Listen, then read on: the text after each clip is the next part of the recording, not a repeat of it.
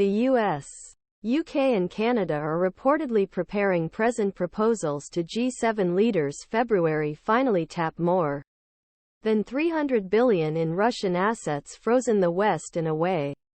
It's strange that this discussion even needs to be had. It is clear that Russia's war of aggression is unprovoked and its behavior routinely violates the laws of war. It is clear that Ukraine is the injured party and will need large sums of money to expel the aggressor and get back on its feet. And it is clear from precedents, such as Iraq's war of annihilation against Kuwait in 1990-91, that the aggressor pays the price. So the problem is out the question. But there are still a lot of arguments against this program, mostly of financial and political nature. Let me explain why these are wrong. It is seriously wrong. The first fear is that if the West seizes Russian assets and allocates them to Ukraine, authoritarian states will withdraw assets from Western jurisdictions. Meaningless. The anxious autocrat, carefully watching the course of the debate, would have already made up his mind. Why wait when ice cream can be delivered at any time? Authoritarian regimes intent on similar aggressive actions have already withdrawn assets at risk from Western jurisdictions. Therefore, Putin's decision to use his money for Ukraine will not surprise anyone. It wouldn't be entirely negative either. If you attack your neighbors, the signal is sent that your money will go in the same direction as Russia's.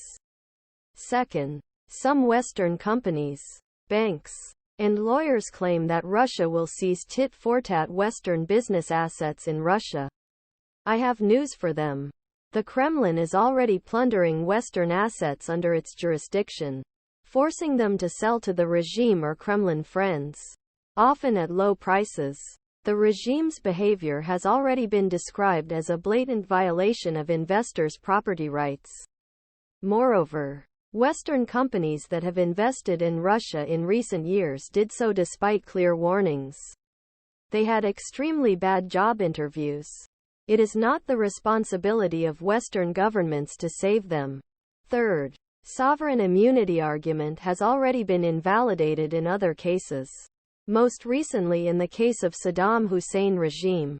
In addition, attorney and former executive director of the 911 Commission Philip Zelikow and others issued a statement. It makes a good case around the countermeasures argument by arguing that sovereign immunity ends if the state violates international law, as Russia has clearly done.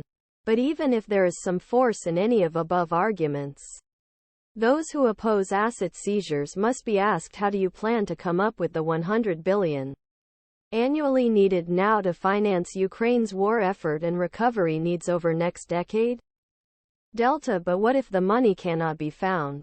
What are the consequences and long-term costs?